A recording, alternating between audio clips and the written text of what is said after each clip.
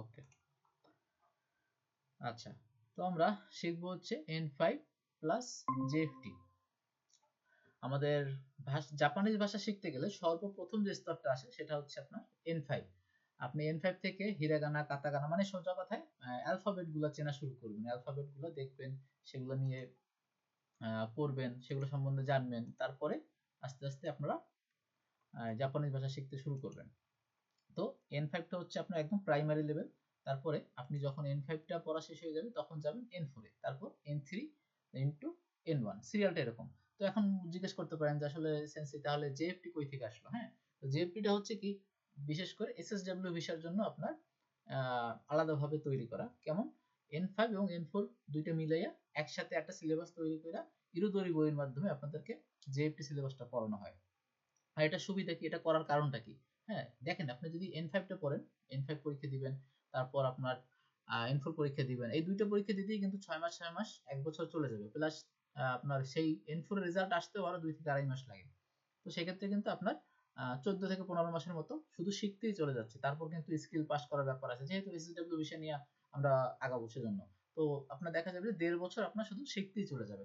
আর JFT করলে হবে কি, আপনি এই যে N5 থেকে পড়া শুরু করলেও N5 টা আপনি গ্রামার গুলা, তারপর আপনার ভোকাবুলারি গুলা, এগুলা পড়ে তারপর আপনি যদি জেএফটির ভিতরে চলে যান তাহলে হবে কি, আপনি 5 মাসের ভিতরেই আপনি মোটামুটি জেএফটি টা কমপ্লিট করতে পারবেন। তারপর যদি আপনি চান 15-20 দিন রিভিশন দিয়ে আপনি 6 মাসের ভিতর পরীক্ষা দিবেন। পরীক্ষার দেওয়ার সাথে সাথে রেজাল্ট আপনি পেয়ে যাবেন। জেএফটি রেজাল্ট কিন্তু সাথে সাথে, আপনি পাস করছেন না ফেল করছেন, আপনি সাথে সাথে পেয়ে যাবেন। তো এজন্য এসএসডব্লিউ ভিসার জন্য আপনার আলাদাভাবে জেএফটি টা তৈরি করা হয়েছে, যাতে তারা দ্রুত লোক নিতে পারে। কারণ জানেন তো জাপানে প্রচুর লোক দরকার, এবং তারা যদি এইরকম একজনকে আপনার 1-1.5 বছর শুধু শিখাইয়া তারপর স্কিল পড়াইয়া ভিসা করতে, তাহলে 2 বছরের উপরে চলে যাবে একটা মানুষের। তো সেক্ষেত্রে কিন্তু তাদের আপনার যে শ্রমিকের চাহিদা সেটা পূরণ হবে না। এজন্য তারা আপনার এই জেএফটি টা বের করছে, জাপান ফাউন্ডেশন। এবং সেই আপনার জেএফটি টা পড়তে হবে ইরুদোরি বই থেকে। আর ইরুদোরি বইয়ের ভিতরে আপনার কি পাবেন, ইরুদোরি বইয়ের ভিতর গিয়ে আপনার 3টা বই পাবেন, 3টা সেট থাকে, 3টা বইতে একটা সেট হয়। তো ওইটা আপনি যখন পড়বেন তখন প্রথম যে বইটা ওইটা দেখবেন একদম N5 লেভেলের ভোকাবুলারি, কানজি, লিসেনিং সবগুলো সেম। তো আপনি যখন N5 টা 2 মাস পরে তারপর জেএফটি এর ভিতরে ঢুকবেন তখন দেখবেন যে আপনি সাথে সাথে ওইগুলো রিভাইজ হয়ে যাবে। তারপর আস্তে আস্তে আমরা 2 নাম্বার 3 নাম্বার বইয়ে যখন যাব তখন N4 লেভেলের পড়াশোনা শুরু হবে। এই হচ্ছে আপনাদের মানে সিলেবাসের মূল থিমটা। আচ্ছা, আর আমাদের, আমি যদি কোর্সটা সম্বন্ধে একটু বলি, কোর্সটা আমাদের কেমন হবে। আচ্ছা, কোর্সটা হবে কি আমাদের, আজকে যেহেতু আমরা 9 তারিখে ক্লাস শুরু করতেছি, আমরা 5 তারিখে শুরু করি, কিন্তু এবার আমরা 9 তারিখে ক্লাস শুরু করছি। আর আমাদের ক্লাসটা হবে কি, আজকে আসছে আপনার কি বার, সোমবার। হ্যাঁ, শনি সোম বুধ আমাদের রাত 8টার সময় ক্লাসটা হবে। আর আমাদের কোর্সটা হবে 5 মাসে, 2 মাস আমরা N5 পড়বো, 2 মাসের ভিতর N5 পড়া শেষ করে তারপর আমরা তৃতীয় মাসে জেএফটি শুরু করব। এটা আমাদের মূল উদ্দেশ্য। মেইনলি আপনাদের জেএফটির আগে N5 টা করার মূল উদ্দেশ্য হলো কি, আপনারা যাতে অক্ষরগুলো চিনেন, তারপর রিডিং যেন করতে পারেন, শব্দগুলো যেন মেক করতে পারেন, হ্যাঁ, উচ্চারণগুলো যেন আস্তে আস্তে বেসিক গুলো জানতে পারেন, এই জন্য। আচ্ছা, নাইলে কিন্তু আপনার এই যে জেএফটির ভিতরে কিন্তু আপনি N5 লেভেলের শব্দ পাবেন, কিন্তু তার আগে আপনাকে N5 পড়ানো হচ্ছে এই জন্য যাতে আপনি ভাষায় শুরুটা করতে পারেন। আর আপনারা প্রতি ক্লাস শেষে রেকর্ডিং ভিডিও পেয়ে যাবেন। তারপর কি, লিসেনিং প্র্যাকটিস তো আপনাদের অবশ্যই করানো হবে, এবং লিসেনিং গুলায় কি বলতেছে সেগুলোর ব্যাখ্যা আমি প্রতি ক্লাসে করে দিব।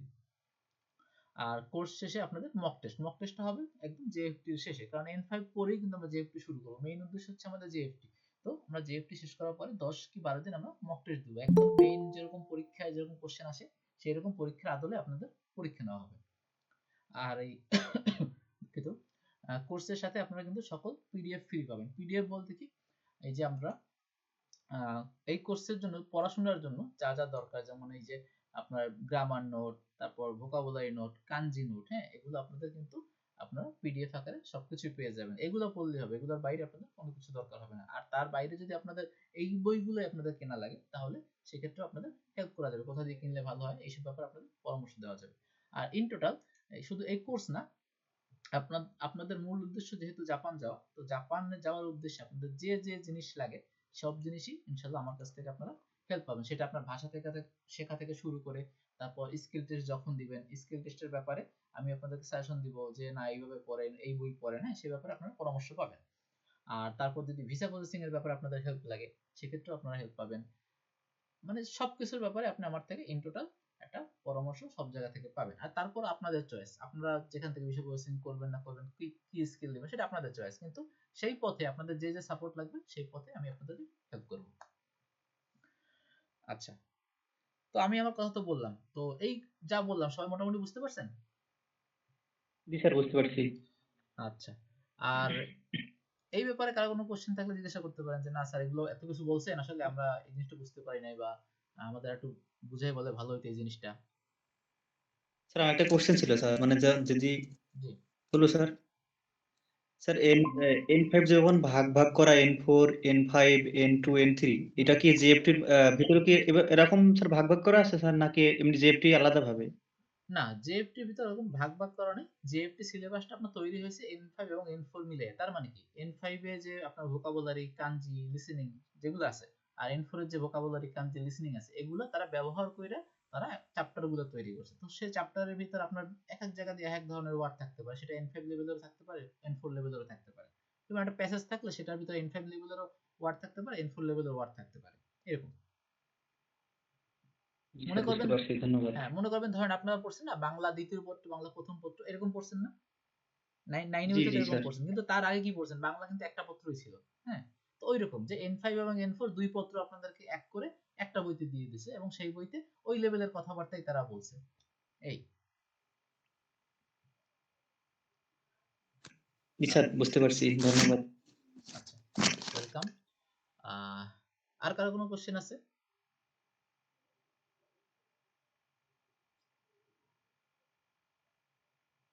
সবাই বুঝতে পারছেন তাহলে, না? যাক ভালো। তাহলে আমরা আজকে ক্লাসটা শুরু করি, যে আমরা কি পড়বো। হ্যাঁ, আমরা তো N5 পড়বো, N5 পড়ার আগে আমাদের আসলে কি দরকার? আচ্ছা, আমার স্ক্রিন তো দেখা যাচ্ছে নাকি? জি স্যার, দেখতে পাচ্ছি। আচ্ছা, যারা ইতিমধ্যে এডমিশন নিয়ে নিয়েছেন তাদের কিন্তু আপনারা ইমেইলে এই ফাইলগুলো পেয়ে গেছেন। ইমেইলে গিয়ে কাইন্ডলি চেক করবেন, সেখানে কিন্তু আপনাদের এই যে যা যা পড়া লাগবে সবকিছু দেয়া আছে, কিন্তু সবকিছু এখন আপনারা বুঝবেন না, স্টেপ বাই স্টেপ আমি যখন পড়াবো আস্তে আস্তে আপনারা বুঝতে পারবেন।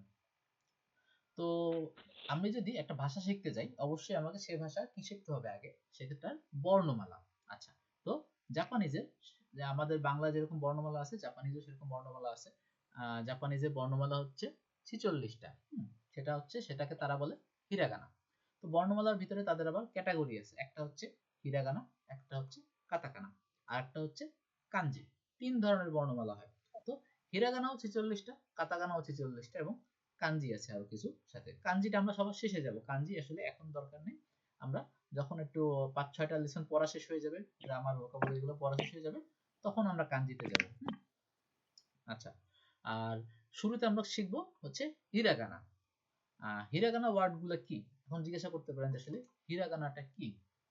আচ্ছা, আমি যদি আপনাদেরকে একটু দেখাই, হিরাগানা ওয়ার্ড গুলো দেখতে এমন হয়। হ্যাঁ, আমরা যেভাবে বাংলায় অক্ষরগুলো পড়ছি সেরকম। আর কাতাকানায় কেমন, কাতাকানাও কিন্তু ঠিক একইভাবে হবে। কেমন, এই যে দেখুন এখানে কি উচ্চারণগুলা, যেমন এই যে আ ই উ, এগুলো বাংলায় লেখা আছে আপনাদের সুবিধার্থে। হ্যাঁ, আবার কাতাকানায় যখন পড়বেন আপনারা তখনও কিন্তু এই একই ওয়ার্ড কিন্তু আবার অন্যভাবে লেখা। এই যে দেখেন আ ই উ এ ও, একই জিনিস লেখা, তফাৎ কিন্তু কিছুই নেই। তাহলে বলতে পারেন যে সেন্সে আসলে তাহলে আমরা একই জিনিস দুইবার কেন করব?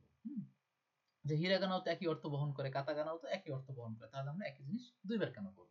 আচ্ছা, এই কোশ্চেনের উত্তর হলো কি, আপনি যখন জাপানিজ ভাষা পড়বেন, তো জাপানিজ ভাষায় তিন ধরনের ওয়ার্ড আছে, তিন ধরনের শব্দ ব্যবহার করা হয়। এক নাম্বার হচ্ছে আপনার হিরাগানা। হিরাগানা কোনগুলা, যেগুলো হচ্ছে জাপানের নিজস্ব ওয়ার্ড। হ্যাঁ, জাপানিজ যে ওয়ার্ড গুলা একদম অথেন্টিক জাপানিজ, যার ভিতরে অন্য কোনো দেশের ওয়ার্ড নেই। যেমন আমরা বাংলা যখন বলি, বাংলার ভিতরে কিন্তু অনেক ওয়ার্ড আসে। হ্যাঁ, আরবি, ফার্সি, অনেক কিছু ওয়ার্ড কিন্তু তারা আসে এবং আমরা একইভাবে লিখি, কিন্তু জাপানিজরা এইভাবে করে না। জাপানিজরা করে কি, তাদের যে নিজস্ব যে ওয়ার্ড গুলা সেইগুলা তারা লেখে এই যে হিরাগানা অক্ষর দিয়ে। হ্যাঁ, এই যে এভাবে আটা লেখে, এভাবে ইটা লেখে, এভাবে। কিন্তু যখন তাদের ইংরেজি কোনো ওয়ার্ড বা বিদেশি কোনো ওয়ার্ড, বিদেশি জাপানিজ বাদে বিদেশি যত ওয়ার্ড আছে সবগুলোর জন্য তারা ব্যবহার করে আবার গিয়া এই যে কাতাকানা। হ্যাঁ, তো এই হরফে যখন লেখা দেখবেন তখন মনে করবেন যে আসলে এটা হচ্ছে বিদেশি কোনো ভাষার শব্দ তারা তাদের সেন্টেন্সের ভিতর ব্যবহার করছে। আর যখন দেখবেন যে আপনার এইরকম, তখন মনে করবেন যে তাদের নিজস্ব জাপানিজ শব্দ। আরেকটা বলছি যে কাঞ্জি, তাহলে কাঞ্জি কি? কাঞ্জিটা হচ্ছে চাইনিজ ওয়ার্ড। জাপানিজ যে আপনার মেইন ভাষাটা, সেটা মূলত চায়না দিয়া আসলে উৎপত্তি হয়েছে। চায়নার বিভিন্ন ওয়ার্ড বা হরফ থেকে আস্তে আস্তে মানে চেঞ্জ হয়ে হয়ে হয়ে জাপানিজের আস্তে আস্তে রূপ নিছে। তো এজন্য তাদের অনেক কিছু ওয়ার্ড একদম হুবহু চাইনিজদের মতো তারা ব্যবহার করে। কিছু কিছু আপনার আছে, অক্ষর আছে, তো সেগুলোকে বলে কাঞ্জি। তো হিরাগানা কোনটা? হিরাগানা হচ্ছে জাপানিজদের যে নিজস্ব শব্দ, সেগুলো হিরাগানা। এবং কাতাকানা হচ্ছে যে আপনার যেগুলা জাপানিজের বাইরের শব্দ, চায়নার শব্দ বাদে, চাইনিজ শব্দ বাদে বাইরে যত আছে, ইন্দোনেশিয়ান বলেন, বাংলাদেশি বলেন, ইংরেজি বলেন, হ্যাঁ, ফ্রান্স বলেন, রোমান বলেন, যা আছে সবই হচ্ছে আপনার কাতাকানায় শব্দ। আর শুধু চাইনিজ যেগুলো চাইনিজ হরফ, সেগুলোকে বলে কাঞ্জি। এই তিনটা জিনিস নিয়ে কারো কোনো কোশ্চেন আছে? সবাই বুঝতে পারছেন? সবাই জি স্যার, বুঝতে এটা পারছি। যেহেতু একটু নতুন, সবার কাছে একটু আনইউজুয়াল লাগতে পারে, কিন্তু তারপরেও চেষ্টা করুন জিনিসটা বোঝার, আস্তে আস্তে ইউজ টু হয়ে যাবেন। আচ্ছা, একটা ভাষা আসলে আপনার প্র্যাকটিস ছাড়া শেখা সম্ভব না। একজন টিচার যতই ভালো পড়াক, একজন স্টুডেন্ট সারাদিন পড়লেও সে যদি মানে ভালোভাবে প্র্যাকটিস না করে এবং সঠিক ডিরেকশন না পায়, সে কিন্তু ভাষা শিখতে পারবে না। আর ভাষার জন্য সবচেয়ে বেশি দরকার হচ্ছে নিজের আগ্রহ, নিজের মোটিভেশন। আচ্ছা, তো আমরা হিরাগানা গুলা এবং কাতাকানা গুলা আজকে শিখবো। তো হিরাগানা কাতাকানার ভিতরে আমরা ওয়ার্ড পাবো, আপনার হরফ পাবো 46টি। আচ্ছা, এখানে একটা প্যাটার্নে কিন্তু তাদের হিরাগানা গুলা আছে। আমরা দেখুন, এখানে যদি দেখেন আপনারা, এই যে দেখেন আটা কিরকম দেখছেন, এইরকম উপরে যখন গেছে একটা টান গেছে, তারপর নিচে একটা টান গেছে। আচ্ছা, আমাদের আরেকটা শীট আপনাদের এখানে আছে, ওই শীটটা দিয়ে আপনারা যদি দেখেন তাহলে এটা লেখার পদ্ধতিটা ভালো দেখতে পারবেন। আমি সেটা দিয়ে দেখাচ্ছি। আচ্ছা, সেটা কোথায় গেল? এই যে,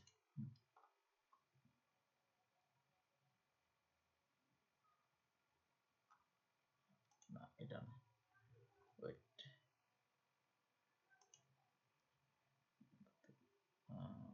আচ্ছা সেটা কি আপনাদের আচ্ছা গুগল ড্রাইভে আপলোড দেওয়া আছে, আমি গুগল ড্রাইভ থেকে আপনাদেরকে দেখাচ্ছি। আপনাদের ফোল্ডার করা তো। তো ভাষা শিখতে গেলে আপনাদের হরফগুলো অবশ্যই বারবার লিখতে হবে, বারবার না লিখলে কিন্তু এগুলো মনে থাকবে না। হিরাগানা হোক, কাতাকানা হোক, সবগুলো আপনাদেরকে বারবার লিখতে হবে। আচ্ছা,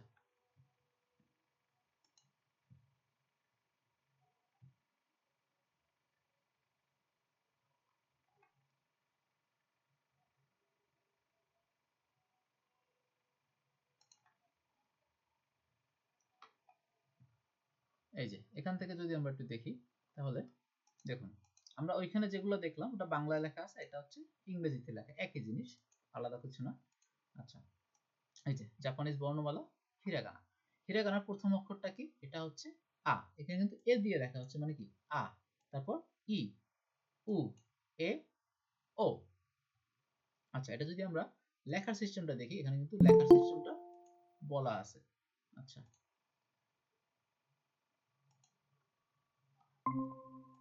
এখানে কিন্তু আমাদের লেখার সিস্টেমটা বলা আছে। লেখার সিস্টেমটা আমরা যদি একটু দেখি, এই যে প্রথম হরফটা দেখেন, প্রথম হরফের কি আ, এই যে এখানে এক নাম্বার। তো জাপানিজ আপনি যখনই লিখতে যাবেন সব সময় প্রথম যে আপনার টানটা হবে, লেখার একটা সিস্টেম আছে, স্ট্রোক বলে ওটাকে, হ্যাঁ। তো স্ট্রোকটা কখন হবে? সব সময় আপনি বাম থেকে ডানের দিকে দিবেন। যেমন এই প্রথম একে দেওয়া আছে, তার মানে কি এখানে আপনি এটা একের দিকে প্রথমে এমন যাবেন। তারপরে কি দুই নাম্বার হচ্ছে খাড়া হবে, প্রথম কি আপনার যাবে সরলরেখা বরাবর বাম থেকে ডানে, তারপর কি উপর থেকে নিচে। এই যে, তাহলে লিখবেন কি আবার এখান থেকে এরকম একটা টান দিবেন, তাহলে কিন্তু আমার অর্ধেক হয়ে গেল। তারপর কি তিন নাম্বারটা হচ্ছে, তখন কি আমাদের এভাবে পেঁচিয়ে আমাদের যে হরফগুলা লেখা লাগবে, তখন আমরা সেখান থেকে লিখব। আচ্ছা, তো সেক্ষেত্রে আমরা কি করব? এই যে দেখুন, এখান থেকে আমরা এভাবে নিয়ে এইভাবে ঘুরিয়ে এইভাবে লিখব, তাহলে কি আমাদের আ হয়ে গেল, হ্যাঁ। এইভাবে কিন্তু আমাদের লিখে লিখে প্র্যাকটিস করতে হবে। তো প্রতিদিন আপনি নতুন, যেহেতু যারা একদম নতুন, অনেকে আছেন একটা দুইটা লেসন পড়া আছে, তো তাদেরকে এগুলো প্র্যাকটিস আবার করবেন। আর যারা একদম নতুন তাদের জন্য বলতেছি, তারা কি করবেন, এগুলো প্রতিদিন 10টা 12টা 15টা করে আপনারা লিখে লিখে মুখস্থ করবেন। বিশেষ করে সকালবেলা উঠে আপনারা যদি ভালোভাবে লিখেন, আবার দুপুরবেলা রিভাইজ দেন, রাতে আবার রিভাইজ দেন, তাহলে কিন্তু জিনিসটা ভালো হবে। আর প্রথম এক মাস আপনার প্রতিদিন, আমার পরামর্শ থাকবে প্রথম এক মাস প্রতিদিন সকালে এই একবার করে এই হিরাগানা কাতাগানা লিখবেন। তাহলে হবে কি জিনিসটা আপনাদের মাথায় বসে যাবে, আর ভুলবেন না। আর আপনার রিডিং স্কিল কিন্তু ভালো করা লাগবে। রিডিং স্কিল ভালো না হলে, একটা ভাষা যদি না পড়তে পারেন, তাহলে কিন্তু আপনি কখনোই কোনো কিছুর অ্যান্সার করতে পারবেন না। আচ্ছা, তো আমরা যখন এই যে কাতাকানা পড়বো, হিরেগানা পড়বো, তখন কি আমরা লিখবো কিন্তু এভাবে। তাহলে কি এখন যদি আমরা আবার পরের অক্ষরটা লিখতে চাই ই, তাহলে ই লেখার সময় আমরা কি করব? প্রথম হরফটা কেমন হবে? এই যে দেখুন নিচের দিকে। হ্যাঁ, এটা যেহেতু পাশের দিকে কোনো কিছু নাই, তো আমরা পাশে আর যাব না। যদি পাশের টান থাকতো আগে আমরা পাশের টান দিতাম। যেহেতু আমাদের পাশ বরাবর কোনো আপনাদের রেখা নাই, সেক্ষেত্রে আমরা উলম্ব বরাবর চলে যাব। আচ্ছা, সেক্ষেত্রে আমরা কি করলাম? প্রথমে এরকম একটা টান দিব, টান দিয়া এইরকম একটু বাঁকা হবে, সেটা হচ্ছে। তারপরে সাথে আবার এখানে আর একটু এরকম আছে। হ্যাঁ, তো সেক্ষেত্রে আমরা কি হবে? এটা ই হবে। দেখুন প্রতিটা লেখার হরফ কিন্তু এখানে দেওয়া আছে। আগে কোন টানটা দিবেন, 2 নম্বরে কোন টানটা দিবেন, 3 নম্বরে কোনটা, এটা কিন্তু দেয়া আছে। আচ্ছা, তারপরে যদি আমরা 3 নম্বরে যাই, দেখুন উ। আমরা যে ইংরেজিতে ইউ পড়ি, একটু মিলিয়ে মিলিয়ে পড়বেন, তাহলে মনে থাকবে। হ্যাঁ, ইংরেজিতে যে আমরা ইউ পড়ি, ইউটার জাস্ট একটু উল্টাই দিলে কিন্তু এটা ইউ উ হয়ে যায়। হ্যাঁ, এটা উচ্চারণটা হবে উ হিসেবে। আমরা এখানে কিন্তু বাংলায় যখন আপনাদের যে চার্টটা দেওয়া আছে, সেখানে দেখলে কিন্তু বুঝতে পারবেন যে আসলে আ ই উ এ ও। আপনারা যদি প্রথম 5টা হরফ মুখস্থ করতে পারেন, তারপর থেকে সেটা দিয়ে আপনারা প্রত্যেকটাই মুখস্থ করতে পারবেন। সেটা কিভাবে? দেখুন পরেরটা কি? কা, কি, কু, কে, কো। তারপরে সা, সি, সু, সে, সো। তার মানে কি একটা প্যাটার্নে কিন্তু তারা ওয়ার্ডগুলো সাজিয়েছে। এই প্যাটার্নটা মনে রাখতে পারলে, প্রথম 5টা প্যাটার্ন মনে রাখতে পারলে আপনারা কিন্তু পরেরগুলো ইজিলি মনে রাখতে পারবেন। আচ্ছা, এই যে তারপরে আছে তা, চি, সু, তে, তো। একটা বা দুইটা আপনার এখানে একটু আনইউজুয়াল আছে, কিন্তু তারপরে সাথে মিলিয়ে পড়তে পারবেন। যেমন এখানে তা, তি না হয়ে গেছে চি। হ্যাঁ, তারপর এখানে সু, তে, তো। তারপর না, নি, নু, নে, নো। দেখুন সব কিন্তু ওই আ ই উ এ ও এর মতোই কিন্তু, জাস্ট আপনার উচ্চারণ হচ্ছে। তারপর আছে হা, হি, হু। এই যে হু না হয়ে গেল ফু। হ্যাঁ, এটা খেয়াল রাখবেন। আলাদা কি? এই যে ফু এবং এই চি, এই দুটো কিন্তু আলাদা। এ আর এখানে হে আছে। আপনার হি, আপনার ফু, তারপর হে, তারপর হো। আর মায়ের ঘরের অক্ষরে কি হবে? যে মা, মি, মু, মে, মো। তারপর আছে মাঝখানে আবার ইয়া, ইউ, ইয়ো। এই তিনটা একটু ডিফারেন্ট, এগুলো একটু আলাদাভাবে খেয়াল রাখতে হবে। এই তিনটা এবং শেষের যে আপনার তিনটা আছে, এই তিনটা একটু আলাদা। কিছু কিছু এক্সেপশন তো থাকবে, সব তো আসলে সূত্রের ভিতরে আনা যায় না, এজন্য এই কটা একটু ডিফারেন্ট। আচ্ছা, আরেকটা আছে কি? রা, রি, রু, রে, রো। তারপর লাস্টে ওয়া। এটা ন লেখা, কিন্তু এটা উচ্চারণটা হবে উনের মতো। বলবে যে এরকম উচ্চারণ হয়। হ্যাঁ, এটা যখন ওয়ার্ডের ভিতরে আপনারা পাবেন, তখন আরো ক্লিয়ারলি বুঝতে পারবেন। এবং শেষেরটা হচ্ছে ও। তো এই 46টা আমাদের অক্ষর আমাদের চিনতে হবে। আচ্ছা, আমি প্রতিটা অক্ষরই মনে রাখা যায় কিভাবে, লেখার পদ্ধতি কিভাবে, সেগুলো আজকে বিশ্লেষণ করে দিচ্ছি। তারপরে আপনারা সেইভাবে লিখবেন এবং লিখে লিখে মুখস্থ করবেন। আপনাদের কাজ হলো, নেক্সট ক্লাস পর্যন্ত আপনাদের কাজ হলো যে এই হিরাগানা কাতাগুনা আপনার বেশি বেশি করে লিখে মুখস্থ করা। তারপর আমরা আস্তে আস্তে ভোকাবুলারি পড়ব, তারপর গ্রামার পড়ব। আপনারা যদি অক্ষর না মিলাতে পারেন, অক্ষর মিলিয়ে কিভাবে উচ্চারণ করতে না পারেন, সেটা যদি না হয়, তাহলে কিন্তু আমরা আগাতে পারবো না। এই জন্য আগে আমাদের অক্ষর চিনতে হবে, তারপর শব্দ বানাতে হবে, সেই শব্দ দিয়ে আমাদের গ্রামার মিলিয়ে, ব্যাকরণ মিলিয়ে আমাদের সেন্টেন্স তৈরি করতে হবে। এই এতটুকু যদি আমরা পারি, তাহলে মনে করবেন যে আমাদের N5 এর মোটামুটি 50% হয়ে গেছে। তারপর হচ্ছে বাকিটা আমাদের রুলস শিখে শিখে তারপরে ভোকাবুলারি মুখস্থ করে করতে হবে। আচ্ছা, তাহলে এই যে আমরা পরেরটা লেখার সিস্টেমটা দেখি। যেমন ই, না, হ্যাঁ, উ লেখছি, উ কিন্তু আমরা লিখে আসছি। উ কিভাবে? এই যে দেখেন, এখানে যেহেতু ডান পাশের টানটা আছে, সেক্ষেত্রে আমরা আগে কিন্তু ডান পাশের টানটা দিব। লেখার ক্ষেত্রে সিরিয়ালটা খেয়াল করবেন, তো আপনাদের জন্য সহজ হবে। তারপর তখন কি হবে? নিচে ইউ এর মতো এইভাবে ঘুরিয়ে দিব, তাহলে কি আমরা উ হয়ে গেল। আর এ লেখার ক্ষেত্রে দেখুন এটা কেমন হয়? এটা উপরের টানটা আগে হবে, তারপরে কি আমরা যেভাবে জেড লিখি, জেড এর মতো করে এভাবে আসবে, এটা হবে এ। আর তারপর আছে ও। ওটা দেখুন কেমন, এই যে আমাদের ও যে পড়ছি আমরা, এই যে পেঁচিয়ে সেভাবে নিচেরটা ও এর মতো আছে। আচ্ছা, এখানে এখানে আমার কি হবে, প্রথম হরফটা আমাদের যেহেতু সোজা বরাবর একটা টান আছে, তো সেক্ষেত্রে আমরা সোজাটা দিব, তারপরে লম্বা যেটা সেটা দিব, এবং আর এখানে আ এবং ও এর ভিতরে কিন্তু তফাৎ আছে। আ এর টানটা দেখুন এখানে কিন্তু ভিতর থেকে গেছে, হ্যাঁ, আর ওটা কেমন, এই যে আপনার এই 2 নাম্বারটা এটা কিন্তু একসাথে আসছে, এই 2 নাম্বারটা এইভাবে গিয়ে এইভাবে গেছে, এই একসাথে আসছে, হ্যাঁ, দুটো কিন্তু আলাদা, আর এখানে কিন্তু আলাদা একটা আপনার মার্ক ছিল, আর ও এর পাশে কিন্তু এখানে আলাদা একটা ছোট একটা টান আছে। এই এই জিনিসগুলো খেয়াল রাখতে হবে আপনাদের। আচ্ছা, তো আপনার এই পাশের যেগুলো এগুলো আমরা পরে শিখবো, আজকে আমরা শুধু এই পাশের যে হিরাগানা এবং কাতাকানা সেগুলো শিখে রাখবো। হিরাগানা কাতাকানা একসাথে শেখার কারণ হচ্ছে যেগুলো উচ্চারণ এক, তো আগে সবাই হিরাগানাটা শেষ করবেন, তারপর কাতাকানায় যাবেন, কিন্তু আপনার পড়ার সময় একসাথেই করবেন। আচ্ছা, তারপর কা লেখার সময় কাটা আমরা কিভাবে লিখতে পারি, এই যে কা লেখার সময় আমরা দেখেন প্রথম টানটা কেমন হবে, এখান থেকে এটা পাশ বরাবর আমরা আগে একটু কাত করে এটা দিব, তারপরে দুঃখিত, এটা না, আমাদের প্রথম টানটা হবে এই যে সাইড বরাবর, এই যে 1 নম্বরে এই যে এখান থেকে যেটা গেছে এটা, তারপর দ্বিতীয় নাম্বারটা আমাদের এই লম্ব বরাবর যেটা সেটা, এবং 3 নাম্বারটা সবসময় আমাদের এখানে ছোট যেটা থাকবে সেটা। আবার দ্বিতীয়টার ক্ষেত্রে দ্বিতীয় হচ্ছে কি, কি লেখার সময় আমরা কি করব, দেখুন যে আমাদের প্রথম অগ্রাধিকার পাবে কি, যে ডান পাশের টান, ডান পাশেরটা এবং উপরের টান। এই যে ডান পাশের টান কি, এই যে দেখুন 1 নম্বরে তাহলে যাবে আগে এটা, যে 1 নম্বরে এটা, যেহেতু 2 নম্বরে আমার দুইটা এখানে সরলরেখা আছে, সেক্ষেত্রে আমরা দুইটা এরকম দিব, তারপরে 3 নম্বরে এসে আমরা কি করব, এখান থেকে লম্বা যেটা টান তখন এইটা দিব, দিলে পরে, এবং 4 নম্বরে এসে আমরা এই যে নিচে একটা টান আছে সেটা দিয়ে দিব, বাস।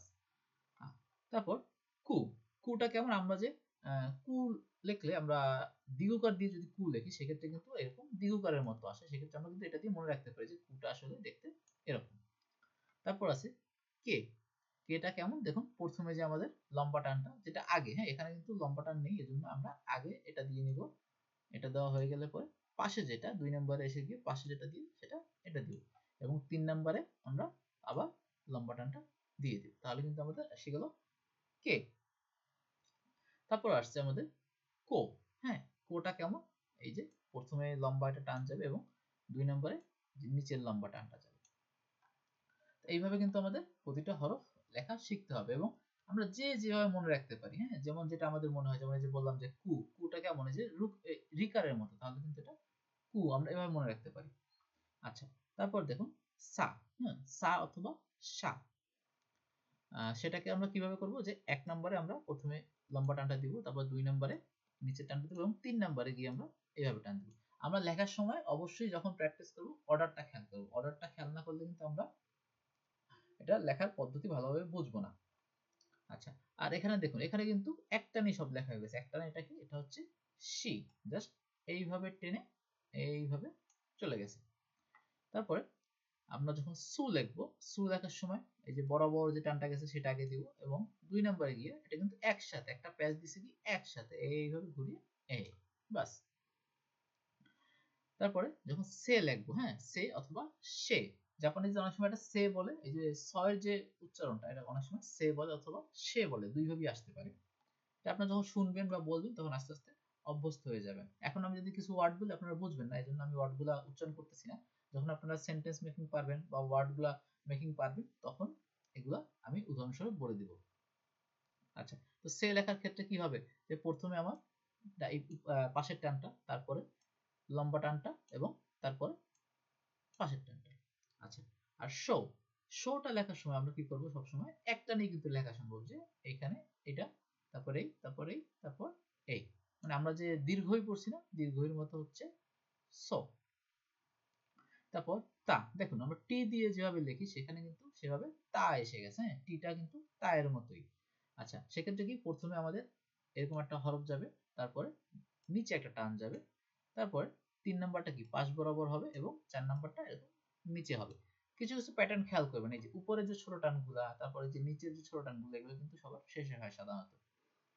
তারপর যখন আমরা চি লিখবো, চি লেখার সময় প্রথমে ডান দিকে একটা টান যাবে, তারপরে আমরা জানি যে অগ্রাধিকার পাবে কে, যে নিচে যে যাবে, তো নিচে যে গেল সে কিন্তু এখানে গিয়ে এসে একবারই এভাবে হয়ে গেল, তাই তৃতীয় নাম্বার টান লাগে না। আচ্ছা, আর এই যে সো বা সো, সেক্ষেত্রে আপনার কি করবেন, এই যে এক টানেই কিন্তু আমরা যে রুকার লিখি রুকারের মতো সু হয়ে যায়। হ্যাঁ, তারপর আছে তে, আমরা একার যেভাবে লিখি একারের মতো দেখতে তে, বাংলায় যেরকম একার আছে সেভাবে তে। সেই তেটা কি, যদি আমরা এই একারের এটা একটু নামিয়ে দিই নিচে, তাহলে কিন্তু এখানে আবার তো হয়ে যায়। হ্যাঁ, এই যে আমরা কিন্তু এভাবে তো লিখতে পারি। তারপর আছে না। হ্যাঁ, না এর ক্ষেত্রে দেখুন এখানে কিছুটা তয়ের মতো আছে, কিন্তু তয়ের নিচে এখানে যেভাবে ছিল সেভাবে না, কিন্তু এটা না এর মতো। হ্যাঁ, নয়ের যে নাকটা আছে সেটার মতো করে আছে। যেমন এই যে সেক্ষেত্রে আমরা আগে দেব সোজাসুজি রেখাটা, তারপর নিচেরটা, তারপরে আমরা যাব এই যে ছোট যেখানে রেখাটা আছে সেটা দিব, এবং নিচে সবশেষে এরকম নিচে যে আপনার নয়ের মতো অংশটা সেটা দিব। তারপর আছে নি। নি এর ক্ষেত্রে কি, আমাদের নিচে একটা টান যাবে, তারপরে ডান পাশে একটা টান যাবে, আবার নিচে আরেকটা টান যাবে। তারপর আমরা নু লিখবো কিভাবে, নু হচ্ছে এই যে নিচে একটা টান প্রথমে, তারপর এইখান থেকে পেঁচিয়ে একবারে ঘুরে এসে এরকম। আচ্ছা, একটা জিনিস খেয়াল রাখবেন, আপনাদের জাপানিজ শেখার ক্ষেত্রে কিন্তু আকার, ইকার, রসিকার এইভাবে আলাদা কিছু শেখা লাগে না। এটা আপনাদের জন্য একটা ভালো সহজ বিষয়, যে কারণ আমরা বাংলায় কিন্তু অনেকগুলো অ্যালফাবেট পড়ছি, তারপরে কিন্তু সাথে আবার আকার, ইকার, রসিকার এইভাবে মিলিয়ে মিলিয়ে পড়া লাগছে। কিন্তু জাপানিজে কিন্তু সেভাবে নাই। জাপানিজে আপনি একটা হরফের ভিতরে যেরকম নি, নু, নে একসাথে কিন্তু হয়ে যাচ্ছে, তো এইভাবেই কিন্তু তারা সেন্টেন্স মেক করে ফেলবে। আচ্ছা, নে লেখার ক্ষেত্রে কিভাবে, এই যে দেখুন, যেহেতু আমাদের আগের কাজ হচ্ছে ডান দিকে যাওয়া, তো আমরা আগে ডান দিকে গিয়ে সেটা যেহেতু শেষ হয় না, তাই আমরা কি করব, আবার নিচে এসে এখানে টানি দিয়ে এভাবে দিয়ে ফেলবো, এবং পরেরটা কি করব, যে একদম নিচে এভাবে নামিয়ে দিব। আচ্ছা, তারপর নো। নো কিন্তু আমরা একবারই লিখতে পারি। দেখুন এই যে নো হচ্ছে এরকম পেঁচিয়ে এভাবে, আমরা যখন নো লিখি কি হবে, ওকার দিয়ে যেভাবে লিখি ঘুরিয়ে পেঁচিয়ে সেভাবে কিন্তু নোটা হয়। তারপর আছে হা। হা হচ্ছে আপনাদের এক টান এখানে, তারপরে আমরা যে না পড়লাম না এর মতো এইখানে নিচে আর একটা একটু বড় করে টান আছে, এবং তারপরে এটা। তারপর হি। এই হিটা হচ্ছে আপনাদের একইবারে লিখবেন এইভাবে নিয়ে পেঁচিয়ে নিচ থেকে থলের মতো হবে, হিটা হবে দেখতে থলের মতো। তারপর আছে ফু। ফু এর ক্ষেত্রে মনে রাখবেন, ফুটা আপনাদের কোনো কিছু যদি আমরা ফু দিয়ে বাতাসে উড়িয়ে দিই তাহলে কি হয়, এরকম সব চূর্ণ বিচূর্ণ ছড়িয়ে ছিটে যায় না, তো ফুটা মনে রাখবেন যে এরকম ফু এর এরকম মাঝখানে একটা টান যাবে, এবং তার চারপাশে ছড়িয়ে ছিটিয়ে এরকম কতগুলো টান থাকবে। তারপর আছে হে। হেটা কেমন, আপনার এই যে একবারে এভাবে আপনার রসুকারের মতো, জাস্ট কু এর একটু ঘুরানো ভার্সন। এই কুটা আমরা পড়ছি না, কুটা কিরকম ছিল যে লম্বা লম্বি, আবার হেটা হয়ে যাবে একটু নিচু হয়ে। তারপর আছে হো। হা এবং হো এর ভিতর তফাৎ হচ্ছে শুধু এই মাঝখানের এই একটা টান, বাকি কিন্তু সব সেম। তো সেক্ষেত্রে এটা খুব কিন্তু সহজ, আপনি হা জানলে হো কিন্তু খুব সহজ। তারপরে মা। মাটা কেমন, এই যে দেখুন সেখান থেকে আবার হো এর সামনে থেকে যদি সামনের টানটা বাদ দিয়ে দেন তাহলে কিন্তু মা থাকে, এবং লেখার ক্ষেত্রে কি আমরা পাশাপাশি টান দুইটা আগে দেবো, এবং শেষে যে টান সেটা একবারে পেঁচিয়ে এভাবে হয়ে যাবে। তারপর মি। মিটা হচ্ছে ছোট জেড এর মতো, জেড এর উপর আবার নিচে একটা টান আছে, যেমন জেডটা একেবারে টেনে একবারে নিয়ে গিয়ে তারপর শেষে করবো কি এইখানে টান দিব। আচ্ছা, তারপর হচ্ছে মো। মো এর ক্ষেত্রে কি, আমরা আগে ডান বরাবর টানটা আগে দিয়ে নিব, তারপরে নিচে যাব এভাবে পেঁচিয়ে ঘুরিয়ে পেঁচিয়ে এইভাবে আসবে, এবং 3 নম্বরে গিয়ে আমরা এইভাবে টান দিব। তারপর আছে মে। মে এর ক্ষেত্রে কি, এখানে যেহেতু পাশাপাশি কোনো রেখা নেই সেক্ষেত্রে আমরা নিচেরটা আগে দিব, তারপরে আরেকটা যেহেতু আছে সেটা একবারে, কিন্তু সেটা কিন্তু ভাঙা না, একবারে ঘুরিয়ে পেঁচিয়ে এভাবে। এবং মো এর ক্ষেত্রে আমাদের আগে এই দুইটা টান দিতে হবে। হ্যাঁ, এই দুইটা টান দিয়ে তারপরে কি করবে, এইখান থেকে এরকম পেঁচিয়ে নিয়ে যাবেন। তারপর আছে ইয়া, ইউ, ইও। আচ্ছা, ইয়াটা লেখার ক্ষেত্রে ডান পাশে আমরা আগে চলে যাব এভাবে, এবং তারপরে নিচে না ছোটটা আগে দিব, এই যে ছোট যেটা আছে সেটা আগে দিব, তারপরে নিচে চলে যাব। তারপর আছে ইও। ইওর ক্ষেত্রে লম্বা লম্বি নিচে চলে যাব, এবং এইভাবে পেঁচিয়ে ঘুরিয়ে উঠিয়ে, এবং মাঝখান থেকে যে টানটা আছে সেটা আমরা পরে দিব।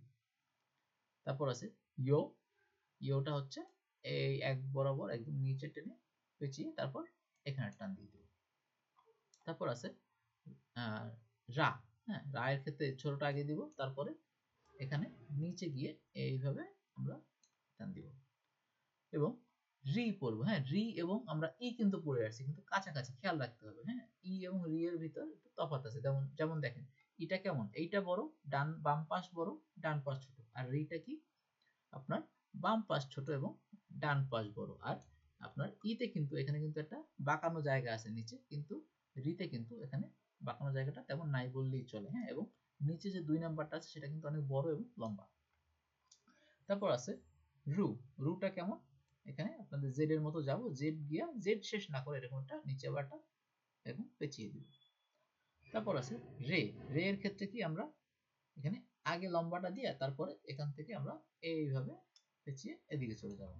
এবং রো, হ্যাঁ, রু এবং রো কাছাকাছি, কিন্তু কিন্তু রু এর ভিতর নিচে যে এখানে ছোট একটা গোল চিহ্ন আছে সেটা কিন্তু রো এর ভিতর নেই, জাস্ট এতটুকুই তফাৎ, আর কিন্তু সব সেম।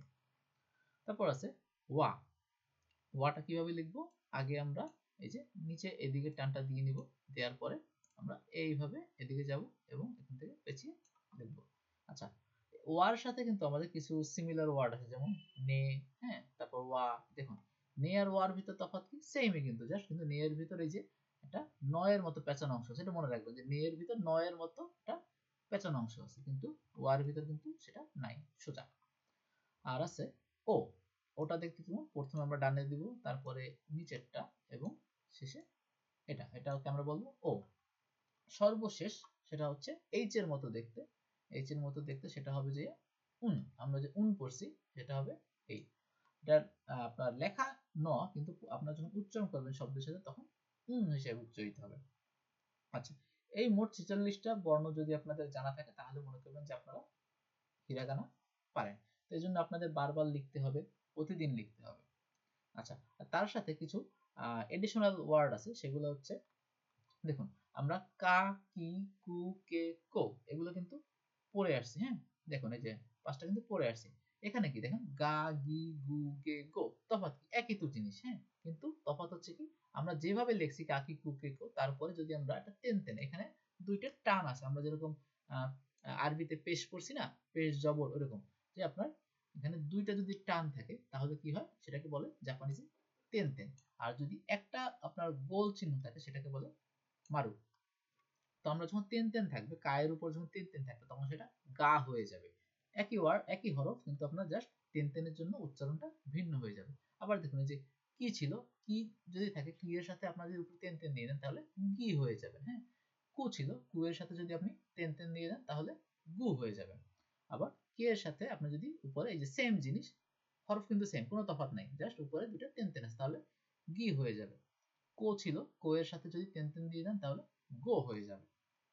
ঠিক একইভাবে আমাদের পাঁচটা আমাদের আরো সেট আছে, যেমন এরকম যে আমরা সা পড়ে আসছি, সা এর সাথে যদি আমরা সা, সি, সু, সে, সো, তো ওইখানে আমরা যদি তেন দিয়ে ব্যবহার করি এগুলোর সাথে কি হবে? যা, জি, জু, জে, জো, মানে সটা আপনার শয়ের গলার অক্ষরটা জ হয়ে যাবে। আচ্ছা, এখানে তা, চি, তু, তা, চি, সু, তে, তো, সেটা কি হয়ে যাবে? দা, জি, জু, দে, দো। এটা যেহেতু চি, চি এর ক্ষেত্রে কিন্তু আবার জি হয়ে যাবে, এটা একটু খেয়াল রাখতে হবে, চিটা হচ্ছে ডিফারেন্ট। হ্যাঁ, আবার সু, সু এর ক্ষেত্রে জু হয়ে যাবে, এবং তটা আবার তে এর ক্ষেত্রে দে হয়ে যাবে, এবং দো এর ক্ষেত্রে মানে আপনার তো এর ক্ষেত্রে দো হয়ে যাবে। মানে এটা অ্যাজ ইউজুয়াল নিয়ম হবে, শুধু আলাদা কিন্তু এই যে চি, সু এবং এইখানে যে ফু আছে এইগুলো একটু আলাদা, এগুলো খেয়াল রাখতে হবে। আর বাকি কিন্তু সব সেম। আচ্ছা, তারপর কি আমরা যদি এই তেনটা ব্যবহার করি হায়ের উপরে, হায়ের উপর হয়ে যাবে বা। একইভাবে হা, হি, হু, হে, হা, হি, ফু, হে, হো, কিন্তু এখানে হয়ে যাবে কি যে বা, বি, বু, বে, বো। জাস্ট আপনার হ হরফটা আপনার ব হয়ে যাবে, এই আর কিছুই না। এখানে যেমন তটা দ হয়ে গেছে, শটা জ হয়ে গেছে, কটা গ হয়ে গেছে, ঠিক একইভাবে। আচ্ছা, আর দেখেন হয়ের উপর যদি আমরা এই তেনটা না দিয়ে এই মারুটা দিই, গোল চিহ্নটা দিই, তাহলে আমরা তখন কি প অক্ষরে চলে যাব, যেমন পা, পি, পু, পে, পো, একই জিনিস। যদি আমরা তেন দিই তাহলে বা, বি, বু, বে, বো, আর যদি আমরা মারু দিই তাহলে কি হবে? পা, পি, পু, পে, পো। এই আপনাদের হচ্ছে হিরাগানার সব কয়টা হরফ। এইগুলো আপনি জানলেই আপনি জাপানিজ ভাষা শব্দ মিলিয়ে মিলিয়ে পড়তে পারবেন। আচ্ছা, তো এতটুকু যে বুঝালাম এর ভিতর সবাই বুঝতে পারছেন সবকিছু?